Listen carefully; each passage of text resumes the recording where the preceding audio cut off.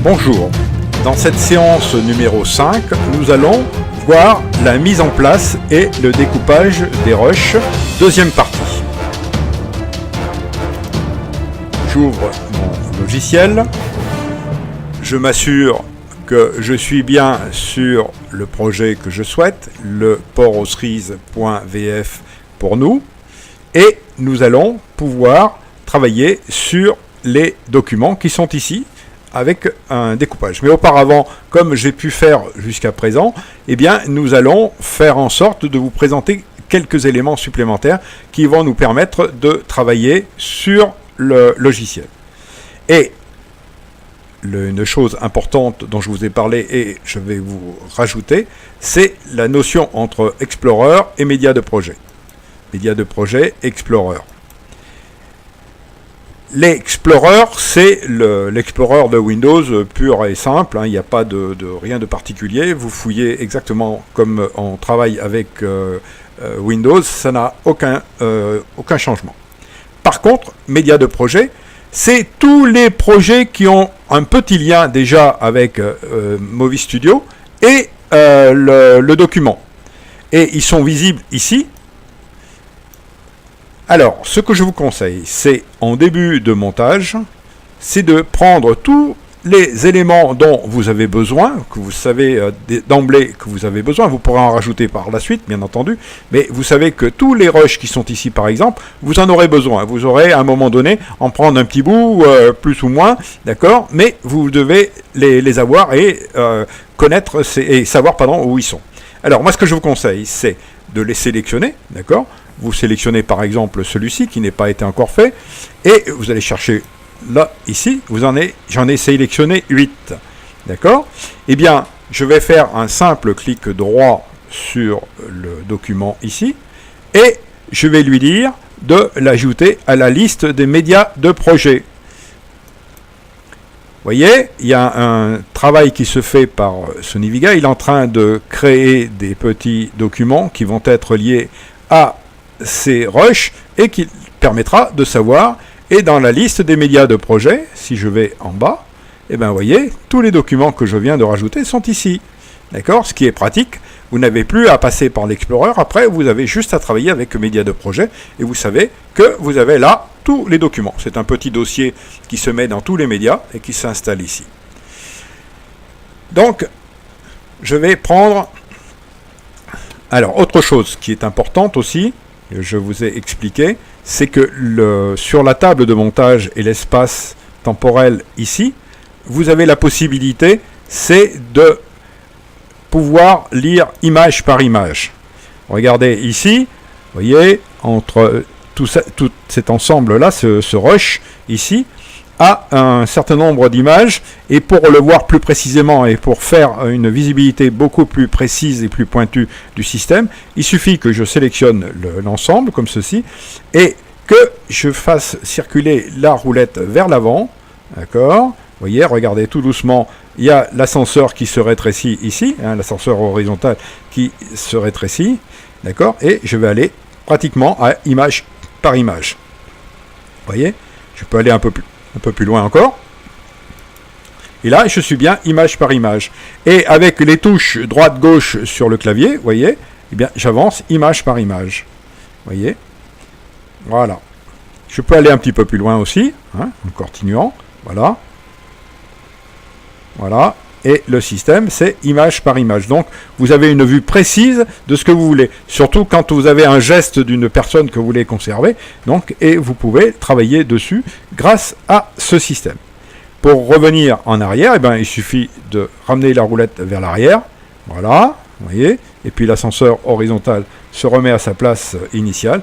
Et vous avez une vue générale de votre montage. Voilà pour ces petites précisions. Et bien maintenant, nous allons voir comment découper un élément avec la table de découpage. On va utiliser de nouveau ce rush ici, hein, qui permet d'avoir une visibilité assez correcte. Hein, voilà, on voit la jeune femme en train d'apprendre son cheval à pouvoir circuler et à vouloir sauter. Donc, je vais le sélectionner comme ici. Je fais un clic droit. Et je vais sur Ouvrir dans Découpage. Vous avez cette fenêtre qui s'ouvre, qui est complètement indépendante du reste du logiciel. Avec une fenêtre de visibilité, comme ici, là, une fenêtre de prévisualisation, l'espace temporel ici, plus un certain nombre de commandes. Une commande pour mettre en route, une commande de pause, une commande d'arrêt, une commande ajoutée à,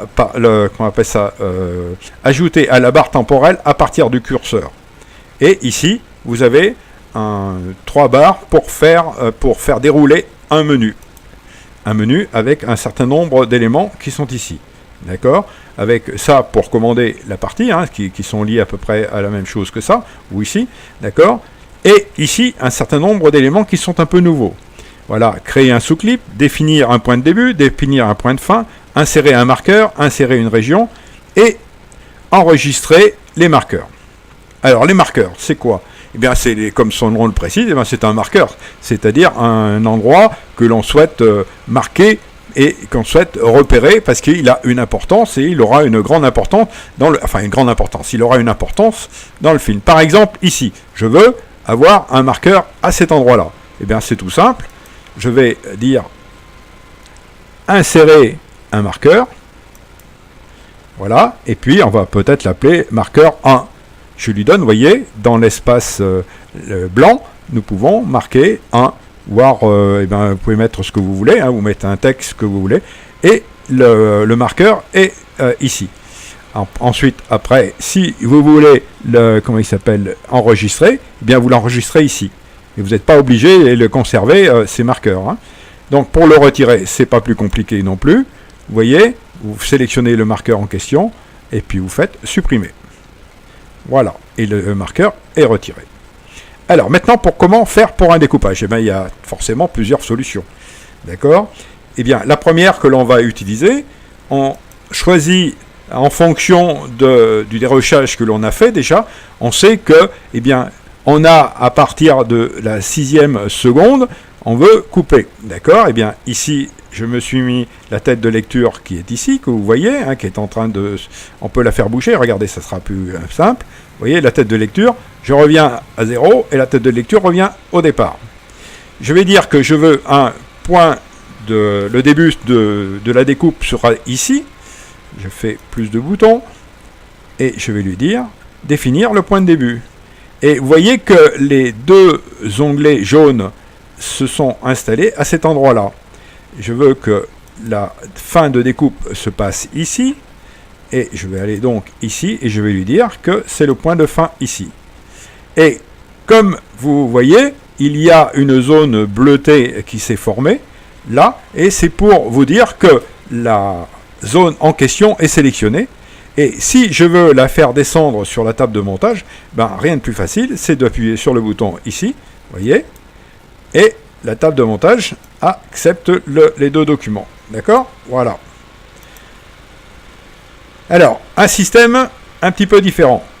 Eh bien, la deuxième partie, d'utilisation de cette table de découpage. Hein, je vais fermer, je vais retirer l'élément que je viens de rajouter. Et j'ouvre de nouveau dans découpage. Quand je passe, voyez, sur la fenêtre de visualisation, vous voyez que j'ai un trait qui se promène dessus, et je sais, vous voyez, sur la partie basse, vous voyez, là en plat, en même temps, regardez bien, ça bouge. Eh bien, il suffit que je me mette l'endroit précis que je veux, d'accord? Vous voyez, la tête de lecture, elle se promène, là, vous voyez, on est en train de visualiser pratiquement image par image, d'accord? Donc, je dis que je veux commencer ma lecture, la découpe ici, par exemple. Voilà, je maintiens appuyé avec le clic gauche, et si je fais avancer l'ensemble, vous voyez, en bas, ça agrandit, et je me retrouve dans le même effet que tout à l'heure, avec la zone qui a été sélectionnée ici, d'accord? Et il suffit que je lui dise, que je vais rajouter sur la barre temporelle du bas. Voilà, et le tour est joué. On va réessayer avec un autre rush pour vous faire comprendre tout aussi bien. Je vais prendre le rush qui est ici, par exemple.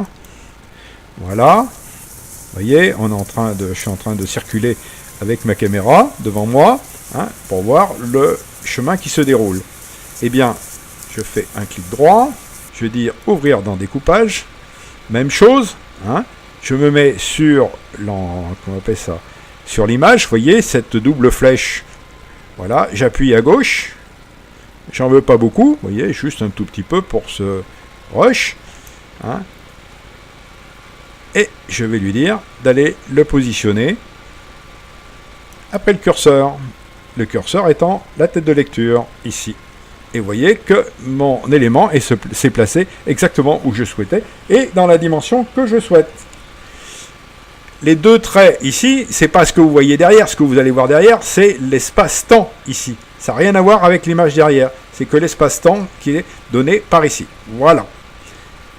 Eh bien, c'est terminé pour cette session. Simplement maintenant au travail avec la mise en place sur la table de montage, hein, avec tous les éléments que vous avez pu repérer lors du dérochage. Et bien maintenant avec les deux méthodes que je vous ai données, vous pouvez mettre en place tous vos rushs sur la table de montage et faire en sorte que vous ayez tout ce dont vous avez besoin. D'accord ? Pour mettre une photo, je l'ai oublié ceci aussi, pour mettre une photo c'est un peu plus simple. Hein. Pour prendre une photo et la mettre sur la table de montage, eh bien, il suffit de prendre la photo, hein, et de la faire glisser au même titre que les rushs sur la table de montage. Sachant que la photo par elle-même, c'est un élément fixe, il n'y a pas trop de soucis, donc la photo, elle s'agrandit, elle se rétrécit sans problème, vous voyez. Il suffit que je mette sur la partie gauche ici, droite, d'accord, et que j'appuie avec le clic gauche, d'accord, et je l'agrandis autant que je veux, d'accord. Et comme l'image est fixe, il n'y a pas trop de soucis. Pour la retirer, eh bien on fait en sens inverse, d'accord, je la clique et puis je fais supprimer et le document s'en va. Si je rajoute un autre document, hein, il suffit de descendre, vous voyez, le document est en place, je me mets sur la partie droite du document et je tiens appuyé avec le clic gauche et je tire. Vous voyez, le document va s'agrandir autant que je souhaite et vous aurez une visibilité qui sera d'autant au fur et à mesure que vous aurez tiré suivant la longueur. Voilà. Voilà pour une photo. C'est un peu plus simple et pour le rétrécir, c'est dans l'autre sens. Hein. Il n'y a rien de secret là-dedans. Voilà. Vous voyez, vous avez ici, vous voyez, un petit moment, vous avez vu la grandeur, vous voyez, plus, vous voyez, on sait que ça augmente de temps. Voilà. Voilà pour cette séance. Dans la prochaine fois, nous allons voir comment travailler sur la position avec ce petit onglet qui s'appelle panoramique et recadrage d'événements. Bonne journée.